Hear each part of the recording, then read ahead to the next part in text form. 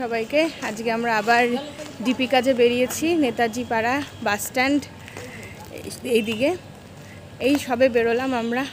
দেখা যাক আজকে কেমন কি হয় এক্সপিরিয়েন্স চলুন যাওয়া যাক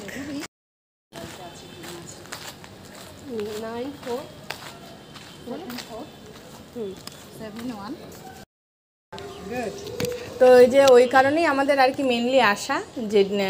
ও মানে দীক্ষা নিয়েছিল না তোমাদের গৃহপ্রবেশের সময় মানে দীক্ষা নিয়েছিল পরে নিয়েছিল আপনারা নিয়েছিলেন মানে নিয়ে আছেন আপনাদের আপনারা করেন জানতে বলছি যে আধ্যাত্মিক ব্যাপার ধর্মের ব্যাপার কেননা শুধু শিক্ষা দিয়ে কিন্তু লোকের মানে মানুষ হচ্ছে না হ্যাঁ যন্ত্র হচ্ছে আপনারা যেহেতু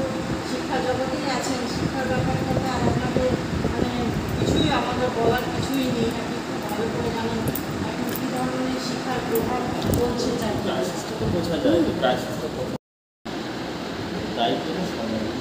আমাদের অনেকটা বেশি বলতে হয় যেহেতু একটা বাচ্চা অনেকটা সময় প্রাথমিক লেভেলটা যেহেতু মানে প্রাথমিক যে টিচাররা রয়েছে প্রাইমারি স্কুলে যে সমস্ত টিচাররা রয়েছে তারা যদি বেসিকটা যদি ভালো করে শিখিয়ে দেয় না তাই না বলুন তাহলে বেসিকটা যার ভালো বেস যার ভালো তার ইমারত করতে আর কত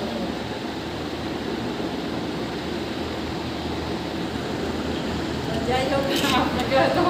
অনেকটাই কথা বলে দিলাম এগুলো কি বলেন তো অ্যাকচুয়ালি এগুলো ঠাকুরের কথা মানে এগুলো বাস্তব সত্যি কিন্তু আমরা আসলে অতটা বুঝি না মানি না বুঝি কখন গিয়ে বলুন তো যখন জীবনে অনেক কিছু হারিয়ে ফেলি তখন গিয়ে বোঝার চেষ্টা করি যে সমস্ত সন্তান এরকম বিপথে গেছে তাদের বাবা মায়েরা কিন্তু আজকে বুঝতে পারছে যে আমরা যদি সঠিক সময়ে সঠিক শিক্ষাটা দিতাম কিন্তু সেটা আর কখন সেই মুহূর্তে ভুলে গিয়ে আর লাভ আছে কিছু ক্রাইসিসে পড়ে শরণাপন্ন হয় যদি ক্রাইসিসে না পড়ে শরণাপন্ন হয় তা অনেক বেশি ঠাকুরের 57 তাই লেখাই আছে যে অভাবে পরিশ্রান্ত কোন ব্রহ্ম জিজ্ঞাসা করে তো অভাবে পরিশ্রান্ত না হয়ে যদি আমি আগেই ব্রহ্ম জিজ্ঞাসাটা করি তাহলে ওটাই কি বেটার না কিন্তু যখন একদম পড়ে গেলাম তারপরে আমার মনে অনেক প্রশ্ন আসছে তখন আমি তার সুরাহা একটু বুঝছি এই রাস্তাটা আগে থেকে ধরে বিহার জলপাইগুড়িতে তোমার ঋত্বিকের নাম নিধিরাম রায় আমার বাবা বুঝতে পেরেছ তো এই কারণেই আমরা এসেছি তোমার খোঁজ খবর নিতে তুমি কেমন আছো না আছো